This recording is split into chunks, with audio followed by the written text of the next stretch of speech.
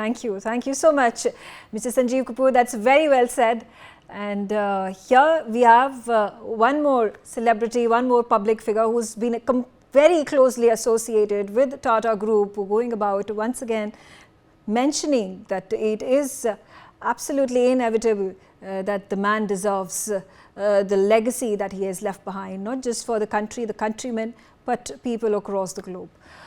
On that note, I also have with me Mukesh Aghi, who's the president and the CEO of US-India Strategic Partnership Forum. Thank you, Mr. Aghi, for joining me on the telecast. And you know, it's an unfortunate incident that has taken place 2 days ago, the demise of Mr. Ratan Tata.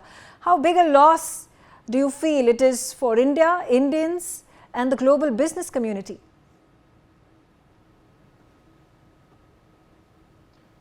Well, Mr. Tata was an iconic statesman.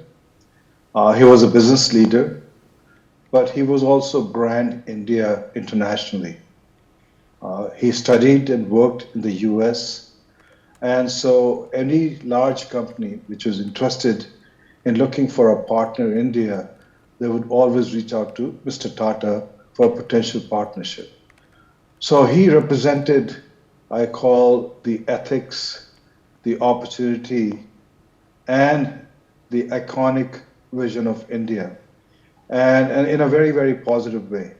So the loss is not just only for India, but it's for the global community also. Absolutely. Would you like to tell our viewers how Mr. Ratan Tata pioneered the expansion of Indian businesses across the globe by acquiring a number of foreign companies, which was a first by any Indian business at that point of time? So you have to understand Mr. Tata's, when he came in, the Tata Group was different fiefdoms. So he focused on trying to basically consolidate, coordinate into a single entity. And that's where his initial focus was. And he was able to do that in a very, very smooth manner. There were challenges, sometimes with the union or sometimes with the other business leaders itself. But he was able to establish as the leader. He was a risk taker, but he also used a lot of common sense. And his acquisition of Tetley, for example, his acquisition on the steel side, his acquisition on Jaguar Land Rover, those were bold moves by an Indian business leader. And in essence, he looked at every acquisition from a long-term perspective and was able to get them going in a very positive manner. There were challenges, obviously, but he was able to streamline and take this organization to a different platform. When he took over, the Tata Group was less than $10 billion, and by now it is almost touching almost $200 billion. So I think you have to understand that he was able to consolidate India, but also reach out to global brands and acquire them in his long-term vision itself. And that required a lot of long-term thinking, a lot of boldness and risk-taking on his part. Mr. Aghi, tell us about the legacy of Ratan Tata and the Tata Group in the United States particularly. Well, you have to understand the legacy of the Tata Group is legacy of India from a business perspective. Basically, when you look at the structure of the organization, all those companies basically flow into the Tata Sons.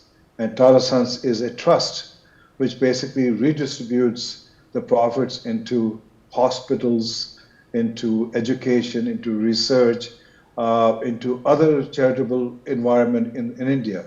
And US companies looked at Tata Trust as a role model because in the US, basically profits are distributed to the shareholders itself. The more important is that in the US, Mr. Tata was able to set up chairs in Cornell, where he went to school, set up chair at Harvard, where he went to for his graduate studies itself, and also be able to leverage, especially TCS, as one of the largest services provider in the US market. And so I think the Tata legacy is very broad, deep, both from a philanthropic perspective, but also business ethics perspective also. So I think from a US perspective, we will miss that iconic statesman Ratan Tata. And how did Mr. Tata and the Tata Group contribute in bolstering India-US trade ties? You already said that, Tata's sons and its investments and businesses in United States of America is actually akin to India-US trade ties.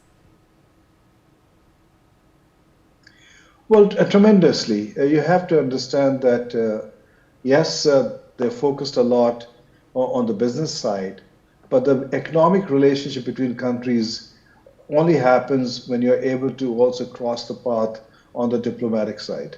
And your economic partnership with the other side also sends a message about the culture, the ethics, the market opportunity in India itself. And so the dealing of the Tata Group with its partners from the US companies was always very above board, transparent, and a win-win value proposition. And so they are able to send that message from a perspective of India that you can work with the Indian company and be successful on the both sides of the ocean. So I think the culture, the ethics, the values transcended from India into the US, and that's where the brand Tata came in. How can more momentum be gained to urge the government of India to confer the Bharat Ratna upon Mr. Ratan Tata? Well, obviously, he is a gem of India, and to be able to recognize that is going to be important. And I think by giving him a Bharat Ratna posthumously sends a message that government of India has recognized him. So I think that there is a process which everybody has to go through, and hopefully he will be basically awarded the Bharat Ratna in the near future. And how do you see the future of Tata Group after the appointment of his half-brother Noel Tata as the successor of Mr. Tata? It's tremendous. You have to understand, it's a company which was focused on the industrial side, steel, chemicals, and autos, and then moved into software. Now it's moving into basically manufacturing planes, focus on AI, focus on quantum, definitely trying to basically remodel and reignite Air India itself, chip manufacturing itself. So you are seeing a massive transition taking place in the Tata Group. And I don't think appointment of Noel Tata will have impact because you have the chairman CEO of Tata Group, Chandra, very capable, one of the best CEOs India has ever produced, who is executing this strategy. So I don't think the future of Tata is at risk because Noel Tata has been appointed as a chairperson of Tata Sons itself. I think the execution and the leadership still continues with the same team which is driving the vision. So I think we are very hopeful, optimistic that Tata Group will deliver a lot in the next 20, 50 years, what it has done the last 100 years. For more such videos, subscribe to the NewsX YouTube channel, hit the bell icon.